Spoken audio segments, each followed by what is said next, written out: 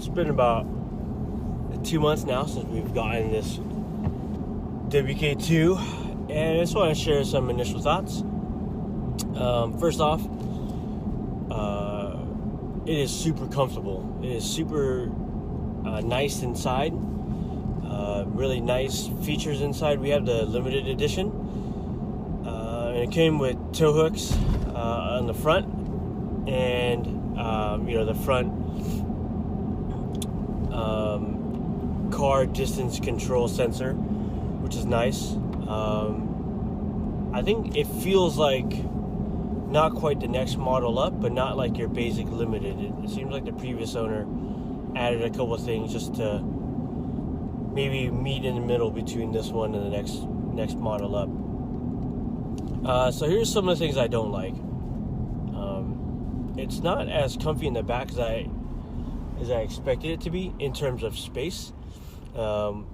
We have 2 car seats back there, and when both kids are back there, their feet easily reach the back of the front seats, which is not ideal, especially since they can get a little rowdy.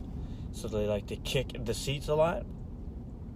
And if your head is on the headrest at all, it's like a very uncomfortable massage there.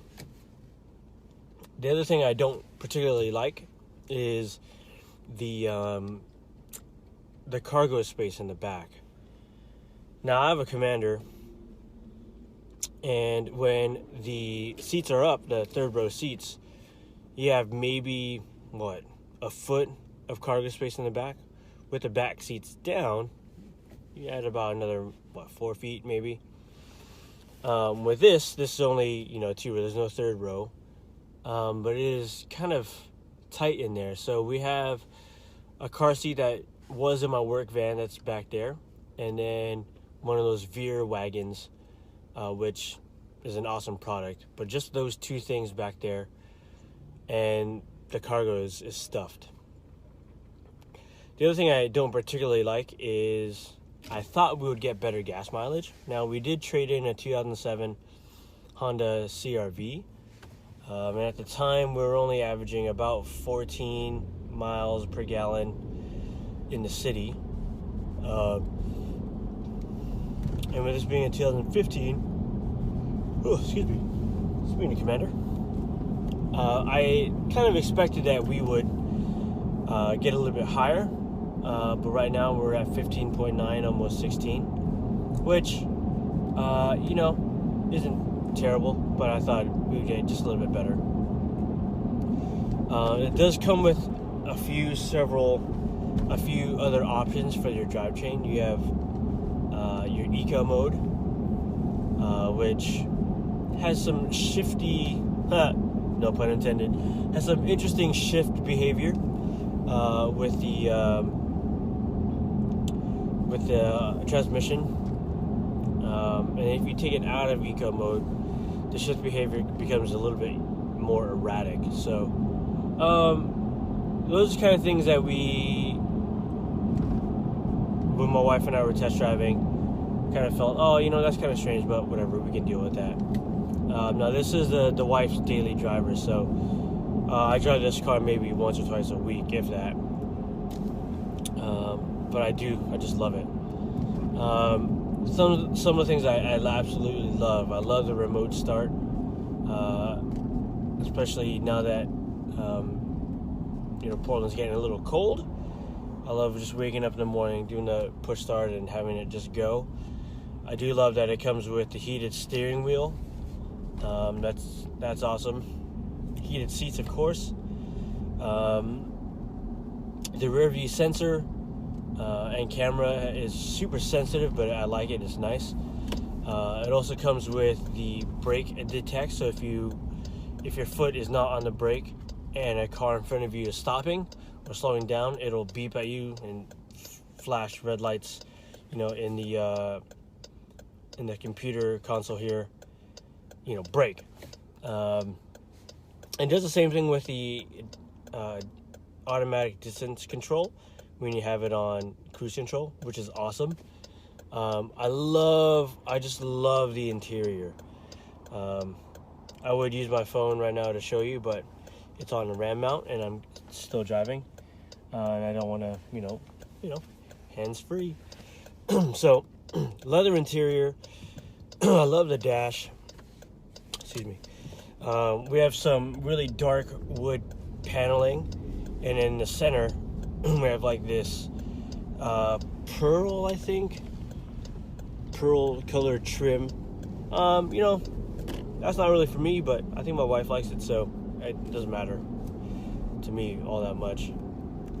We did put some Wild Peak, the Falcon's Wild Peak AT3s on here, just like we have on the Jeep Commander. But those on the Commander are Class C, Load C, and these are just your regular Load E ratings. So, the tires aren't as heavy, which is good because it saves just a little bit of gas mileage right now. On the Commander, we get about 12 to 13, which, it's our overland gear, or rig. And I suspect that'll get much worse once we get the bumpers on. We just have factory bumpers right now, and on that vehicle, we are going to get steel front and rear bumpers. But that's for a different video. This is just the WK2. I love the panoramic, full-length sunroof, and it is really awesome, especially when it's dark. When it's really dark outside, you can just pull the shade open and get, some nice ambient light from the stars, when there's not too much cloud cover. And I like that you can kind of half close it. So if you don't want the whole thing open, there's a separator right here. So if it'll close just to here, so it'll shade the back seat. And if that's still too much, it'll fully close. I like the ride comfortability. It's the CRV was a little too small. If you've ever been, at least that year, I'm not sure what other years were like, but it felt like going over little bumps and stuff, you could really feel the suspension going. And we had just replaced it, so it wasn't like we had bad steering components. For some reason, every nook and cranny of a bump or anything on the road, you could totally feel, and didn't feel that great. So this is definitely a step up. There are some different traction modes. So we have it in auto, obviously. There are mud, rock, sand, and snow. Because we have our Commander, this probably won't see a lot of off-road use, if any. Oh, excuse me. This will probably most likely see a little bit of snow that's on the ground naturally, and then a lot of rain. What else can I tell you about this car? You can have the option to do some different suspension modes or mods. Rough Country does, your basic bolt-on spacer lift. I actually have a spacer lift for the XK and WK that I was gonna put on the Commander, but I went with a different setup. So I'm gonna call Rough Country and say, hey, can we switch these out? Now, the ride height or the car height is definitely a lot higher than the CRV was. I mean, just the tires difference themselves is a big difference. And I'm not sure if my wife would appreciate another 2.5 inches of lift, but I'm just gonna reach out to Rough Country anyway and see, hey, can we maybe switch these out? Other than that, so other than the gas mileage, which I thought we'd get better, but it is a large tank, and we average around 370 miles to the entire tank, whereas the CRV, was about 100 miles less, but it was also like 10 gallons less. So it is what it is. And the limited amount of cargo space, those two things are kind of like the big drawbacks. The other kind of drawback is the radio panel. Now that I'm at work, I can actually show you.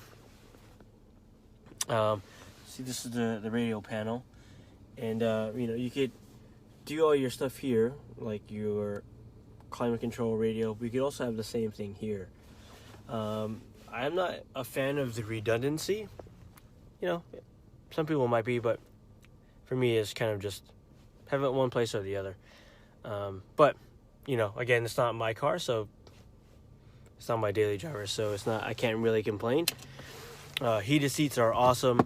I love just driving this car. It is, whether it's in eco mode or out of eco mode, it just feels nice. We test drove a Mercedes GL, I think 450. We even test drove the Wrangler Unlimited 4-door and Honda Pilot, and the Pilot definitely had the best ride. The Mercedes had, it's a Mercedes, so it had all the features that you would want, but gas mileage was nowhere near what this is. It was even higher ride height. It did have third row, so it had a little bit more room. It had the air suspension, and we kind of thought, if one of those components broke down, that would be quite the cost to fix. The Wrangler just did not feel, luxurious at all. And we weren't looking for a luxury car, but my wife was not in the market for another, off-roading rig. So this is, a very, very good medium to the wife's comfort level and daily driver, and the potential to, to traverse off-road if we ever needed it.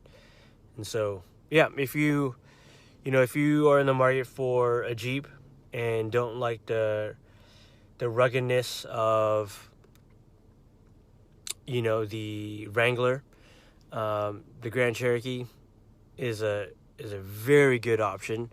I didn't test drive the Compass, but for our needs, it wasn't going to work. It's just too small.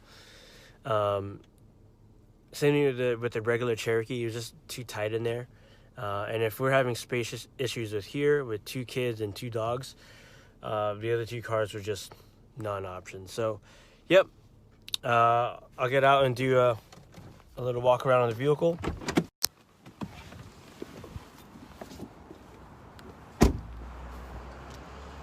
This is it. It's a little dirty. Falcon tires. I feel like I'm saying a bad word. Falcon. I'll say Falcon. 4x4 Limited. Came with a tow package. Yeah. It's definitely a really sleek car. I love it. Trail rated. And then these are, their front toes, and that's your sensor. So yeah, I think if we're gonna mod anything, I like to black out the grill inserts here. But again, it's all dependent on what the wife will let me do to the car, which it doesn't need a whole lot. So yeah, if you're in the market for a new Jeep, and you don't want, the Wrangler, and you need a little bit more space than the Cherokee, the Grand Cherokee is definitely a great option. No car is perfect, but this one definitely suits our needs. So there you go.